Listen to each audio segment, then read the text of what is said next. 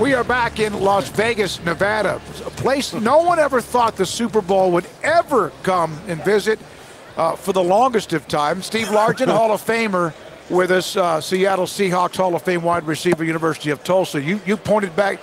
No one could have ever seen this coming. I never would have said the NFL was going to hold their Super Bowl in Las Vegas. It was just the city of sin. Yep. And the NFL wasn't going to have anything to do with it, and something's changed. Well, money. They got a lot of money, millions and bazillions or whatever of money, but that has a lot to do with it.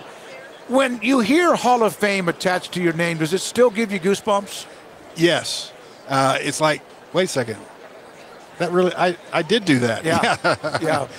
It's a great career. With us again, Steve Largent, Paul Catalina, David Smoke, 365 Sports. You were one of the most polished route runners in the league. You gave people fits because you're not a big guy. I mean, right. like, if you look at guys like Calvin Johnson, like Jerry Rice is bigger than you. Like, right. You're not a big guy. How much was that, like, psychological advantage that you used, knowing that, like, maybe they said, oh, I've got him. Like, that last guy didn't get him, but I'm better than that last guy. Right. And you were going to be like, no, I'm going to be open. Yeah. Well, and that was always my attitude. I was going to be open.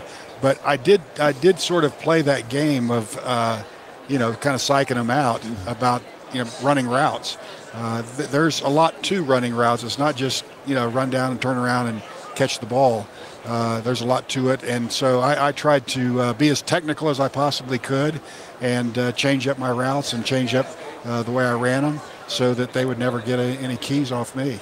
How many reps does it take before you get on the same page with Dave Craig or whoever's throwing the ball to you?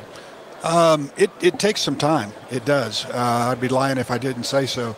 But, Dave was on our team for like 3 or 4 years before he became a starter. Jim Zorn was, of course, our quarterback. Then he broke his ankle and never really came back from that. But, it took a little bit of time, but not too much time. Dave was our second team quarterback, and so there was a lot of times I was, catching routes from him. And so it didn't take long to get up to speed. When you think about the Seattle's got a coaching change with Pete Carroll gone for a long time, won a Super Bowl, may have won, possibly could have won 2 or 3. You look at your former team. What do you see with what they're doing right now in the offseason? Well, I think that changing coaches was a necessary evil. Pete was a good coach, a good guy. Never had a harsh word to say to me or anybody else that I know of. I just think, Pete was 72 years old, and it was time for a change. So it didn't surprise me. And I think the new coach that came in is really just what they need. He's 36 years old, a young guy, be the youngest head coach in the NFL right now. And I think he brings a defensive mindset, which is something that they need to do, is have a stronger defense than they've had in the years past. So it'll be interesting to see how he does. There's some fun wide receivers on that team. DK Metcalf, Jackson Smith and Jigba, and Tyler Lockett. Tyler Lockett from Tulsa. Yeah. So they've got a lot of people to work with and really do well as a team. But getting a new coach, I think, is a good thing for them. I don't, Pete Carroll was a great coach, won a Super Bowl, was in another one. And so, you can't really say much negative about Pete other than he, like all of us, was getting older. Yep. And 72 years old, I think it was time to hang it up. You have all the awards you could imagine. Of course, the Gold Jacket's the one that is immortality. But what did it mean when you won NFL Man of the Year? Well, that's where they look at kind of your whole history of what you've done for the league and for your team and for different organizations in your city. And so that was something that I just did. I didn't do it to win most valuable player or whatever it was, but I just did it because I felt like that. I needed to give back in the community that had supported me for so long. I'm going to ask. I've been wondering this all day since we knew we were going to have you. And I don't. We need to get political here. But you used to be in Congress. I did. And do you wake up in the morning and thank God that you don't have that job anymore? Every single morning, I wake up and say that. Yes, it is a lot different bird of prey that's going on in Washington right now, and it's really disappointing. Yeah, absolutely. Did you see that coming? Did you see? No. It's happened pretty quickly, hasn't it? It has, like within the last 3 or 4 years. It's gotten worse anyway in the last 3 or 4 years, and so I didn't see it coming. I think that it's such a revered institution, and to see it go into a demise was really disappointing to me. Really disappointing. Absolutely. Anyway, it used to be the two sides didn't agree on the same way to solve the problem. Mm-hmm. Now they don't agree that the same thing is a problem. Yeah, that's exactly right. That's exactly right. And when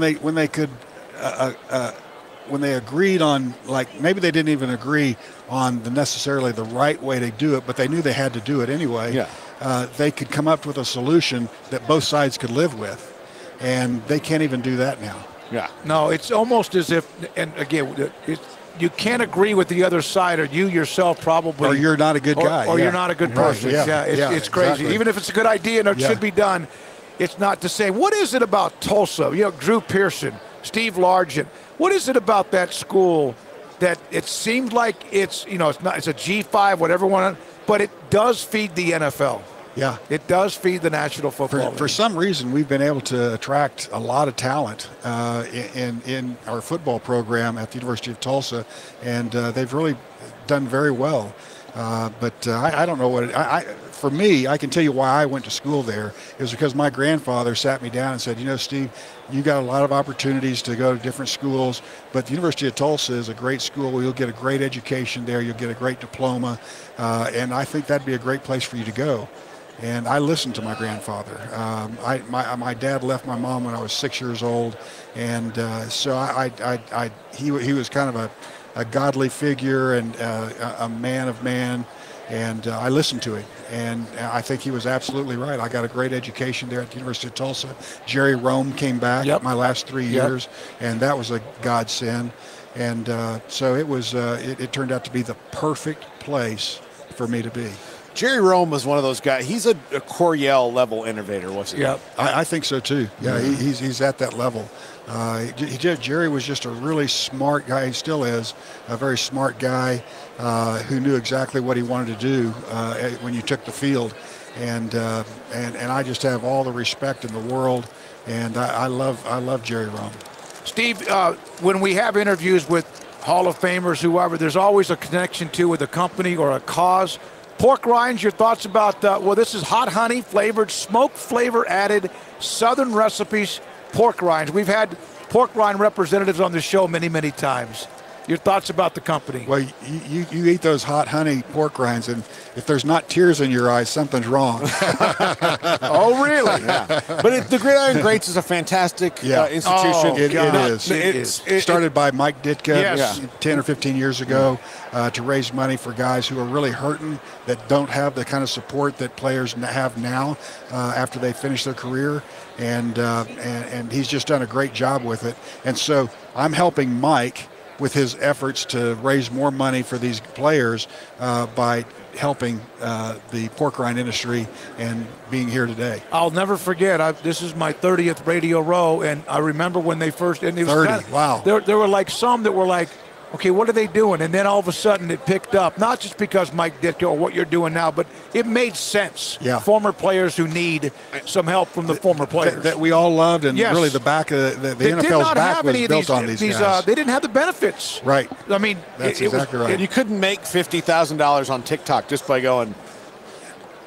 My first 3 years in the league, I made $28,000, $35,000, and $42,000. There you go. I didn't make $50,000, and I was in the Pro Bowl my third year. Well, what are you complaining about?